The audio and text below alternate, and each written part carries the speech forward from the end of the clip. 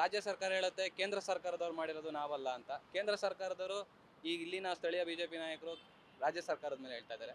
ರಾಜ್ಯ ಸರ್ಕಾರ ಕೇಳಿದ್ರೆ ಕೇಂದ್ರ ಸರ್ಕಾರದ ಮೇಲೆ ಗೂಬೆ ತೋರಿಸ್ತಿದೆ. ಬಟ್ ಇಲ್ಲಿ ಬಡಪಾಯಿ ಆಗ್ತಿರೋದು ಜನಸಾಮಾನ್ಯರು. 22 ರೂಪಾಯಿ ಜಾಸ್ತಿ ಆಗಿದೆ ಅಂತಂದ್ರೆ ಹೋಗಕ್ಕೆ 22 ಬರಕ್ಕೆ 22 44 ರೂಪಾಯಿ ಒಂದು ಜಾಸ್ತಿ ಆಗ್ತಾ ಇದೆ ಅಂದ್ರೆ ಒಂದ್ ಕಿತ್ಕೊಂಡು ಇನ್ನಂತ ಕೊಡ್ತಾ ಇದ್ದಾರೆ ಸರ್ಕಾರ. ನನಗೆ ಅದೇನು ಪಿಂಚ್ ಅನ್ಸಲ್ಲ, ಬಟ್ ಇನ್ ಟೈಮಲ್ಲಿ ನಾನು ಹೇಳಿದ ಟೈಮ್ಗೆ ನಾನು ರೀಚ್ ಆಗ್ತಿಲ್ಲ. So it is more convenient for me. ₹5 ಆದ್ರೂ ಮಾಡಿದ್ರು ಪರವಾಗಿಲ್ಲ. ಏಕ್ದಮ್ 15 ರುಪೀಸ್ ಮಾಡಿದ್ದಾರೆ. ಅದರಿಂದ ಒಂಚೂರು ಕಷ್ಟ ಆಗುತ್ತೆ. ಓಡಾಡ್ಲೇಬೇಕಲ್ವಾ. ಸರ್, ಮೆಟ್ರೋ ದರ 45% ಜಾಸ್ತಿ ಆಗಿದೆ. ಸೊ ಇದ್ರ ಬಗ್ಗೆ ಏನ್ ಹೇಳ್ತೀರಾ? ಮೇಡಮ್, ಟೋಟಲಿ ಇದು ಬಂದ್ಬಿಟ್ಟು ತುಂಬಾ ಮನಸ್ಸಿಗೆ ಭಾಳ ಬೇಜಾರಾಗ್ತಾ ಇದೆ. ಈಗ ದಿನನಿತ್ಯ ಓಡಾಡೋರಿಗೆ ಇದನ್ನೇ ಅವಲಂಬಿಸ್ಕೊಂಡಿರ್ತೀವಿ ನಾವು. ಇದರಿಂದ ನಮಗೆ ತುಂಬಾನೇ ಎಫೆಕ್ಟ್ ಆಗಿದೆ. 28 ರೂಪಾಯಿ ಇದ್ದಿದ್ದು 43 ರೂಪಾಯಿ ಆಗಿದೆ.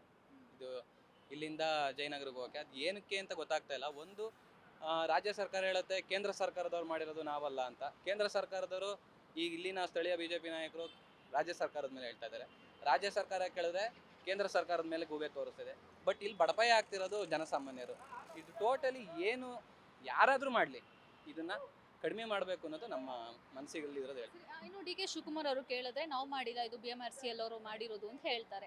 ಸೊ ಇದ್ರ ಬಗ್ಗೆ ಏನ್ ಹೇಳ್ತೀರಾ? ಅಂದ್ರೆ ಸರ್ಕಾರಕ್ಕೆ ಇದ್ರ ಬಗ್ಗೆ ಗೊತ್ತಿದ್ರು ಕೂಡ ಕಡಿವಾಣ ಆಗ್ತಾ ಇಲ್ವಾ ಅಂತ ಹೇಳ್ತಾರೆ. ಅದನ್ನೇ ಮೇಡಮ್, ಈಗ ಸ್ಪಷ್ಟವಾಗಿ CM ಅವರು ಹೇಳ್ತಾ ಇದ್ದಾರೆ, ಇದು ನಮ್ಮ ಹ್ಯಾಂಡ್ ಬರಲ್ಲ. ಮೆಟ್ರೋ ನಿಗಮ ಬಂದ್ಬಿಟ್ಟು ಕೇಂದ್ರ ಸರ್ಕಾರದ ಆಡಳಿತ ಅವಧಿಗೆ ಬರುತ್ತೆ, ನಮಗೆ ಬರಲ್ಲ ಅದಂತ ಹೇಳ್ತಾ ಇದ್ದಾರೆ. ಇವ್ರು ನೋಡಿದ್ರೆ ಯಾವುದು ಅಂತ ಗೊತ್ತಾಗ್ತಾ ಇಲ್ಲ.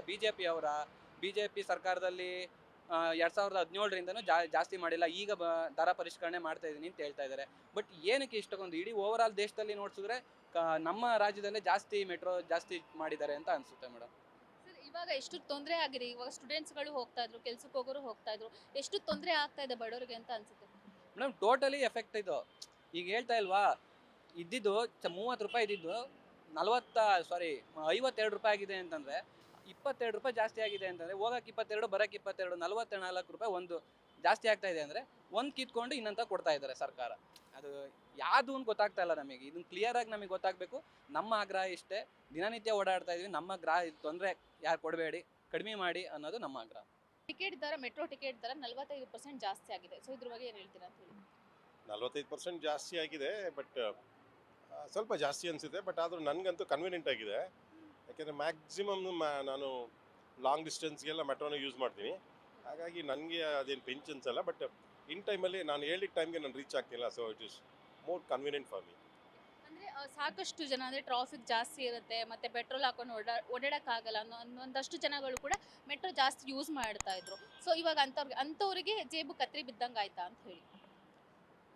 ಕೆಲವರಿಗೆ ಇರ್ಬೋದೇನೋ, but such a long distance use ಮಾಡೋ ನಮಗೇನು ಅದರಿಂದ ಏನು ತೊಂದರೆ ಅನಿಸಿಲ್ಲ. It's good. ಏನೋ ನಮಗೆ ಆ ಫೆಸಿಲಿಟಿ ಬೇಕು, ಕಂಫರ್ಟಬಲ್ ಜರ್ನಿ ಮಾಡಬೇಕು ಅಂದರೆ ನನಗೇನು ಕಷ್ಟ ಅಂತ ಏನು ಅನಿಸ್ತಾ ಇಲ್ಲ. ಇನ್ನು ಡಿ.ಕೆ. ಶಿವಕುಮಾರ್ ಅವರು ಕೇಳಿದ್ರು ಕೂಡ ಅವ್ರೇನು ಹೇಳ್ತಾರೆ, ನನಗೆ ಗೊತ್ತೇ ಇಲ್ಲ ಈ ವಿಚಾರ ಅಂತ ಹೇಳ್ತಾರೆ. ಒಬ್ಬ ದೊಡ್ಡ ರಾಜಕಾರಣಿಯಾಗಿ ಹೇಳಿದ್ರೆ ಅದಕ್ಕೆ ನಾವೇನು ಹೇಳೋಕ್ಕಾಗಲ್ಲ. ಅವರು ನಾಳೆ ದಿವಸ ನಮ್ಮನ್ನು ದೊಡ್ಡ ಲೀಡ್ರ್, ಅವರು ನಮ್ಮನ್ನೆಲ್ಲರನ್ನೂ ಸೇರಿ ಲೀಡರ್ಶಿಪ್ನ ನಡೆಸೋರು ಆ ಥರ ಹೇಳ್ಬಾರ್ದು. ಗೊತ್ತಿಲ್ಲ ಇದ್ರದ್ದು ಇಂಟರ್ನಲ್ ತಿಳ್ಕೊಬೇಕು, ಅದ್ರಲ್ಲಿ ತಪ್ಪೇನಿಲ್ಲ. ಅವರು ಹೇಳೋದ್ರಲ್ಲಿ ನನಗೇನು ಸರಿ ಅಂತ ಅನಿಸ್ಲಿಲ್ಲ.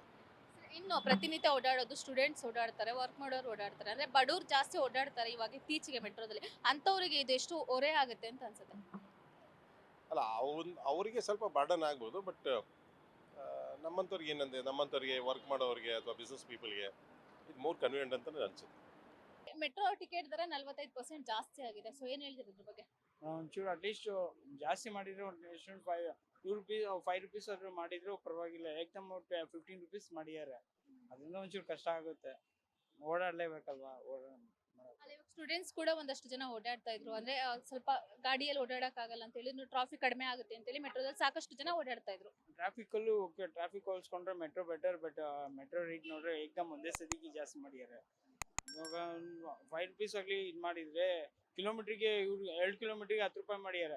ಅದೇ 2 ಕಿಲೋಮೀಟ್ರಿಗೆ ಹೋಗಿ ಅಟ್ಲೀಸ್ಟ್ 5 ರೂಪಾಯಿ ಮಾಡಿದ್ರೆ ಒಂಚೂರು ಇದಾಗಿರೋದು. ಬಟ್ ಏಕ್ದಮ್ ಒಂದು 15 ರೂಪಾಯಿ ಮಾಡಿದ್ರೆ ಒಂಚೂರು ಕಷ್ಟ ಆಗೇ ಆಗುತ್ತೆ. ಸ್ಟೂಡೆಂಟ್ ಗಳಿಗೆ ಮತ್ತೆ ಬಡವರಿಗೆ ಓಡಾಡೋದಕ್ಕೆ ಎಷ್ಟು ತೊಂದರೆ ಆಗುತ್ತೆ ಅಂತ ಅನ್ಸುತ್ತೆ? ತುಂಬಾ ತೊಂದರೆ ಆಗೇ ಆಗುತ್ತೆ ಮೇಡಮ್. ಅವ್ರು ಇವಾಗ ನಮ್ಮ ಫ್ರೆಂಡ್ಸ್ ಎಲ್ಲ ಬಸ್ಸಲ್ಲೇ ಹೋಗ್ತಾ ಇದಾರೆ. ಎಲ್ಲ ಜೊತೆಗೆ ಹೋಗಿದವ್ರು ಅವರೆಲ್ಲ ಬಸ್ಸಲ್ಲೇ ಓಡಾಡ್ತಾರೆ. ಅದು ಮೆಟ್ರೋಗೆ ಏಕ್ದಮ್ 40 ರೂಪಾಯಿ ಮಾಡಿದಾರೆ ಅಂತ ಬಸ್ಸಲ್ಲೇ ಓಡಾಡ್ತಾರೆ. ಇನ್ನು ಸರ್ಕಾರ ಈ ವಿಚಾರವಾಗಿ ಕಡಿವಾಣ ಹಾಕ್ಬೋದಿತ್ತಾ? ಅಂದ್ರೆ ಸರ್ಕಾರ ಕೈಯಲ್ಲಿ ಇರುತ್ತೆ ಸ್ವಲ್ಪ ಅಲ್ವಾ, ಸೊ ಸ್ವಲ್ಪ ಕಡಿವಾಣ ಹಾಕ್ಬೋದಿತ್ತಾ? ಆದ್ರೂ ಕೂಡ ಸುಮ್ಮನೆ ಇದ್ದಾರ ಅಂತ ಹೇಳಿ. ನಾವೇನು ಹೇಳ್ಬೇಕಾಗಲ್ಲ ಮೇಡಮ್, ಅದು ಅವ್ರಿಗೆ ಏನು ಮಾಡೋಕ್ಕಾಗುತ್ತೆ.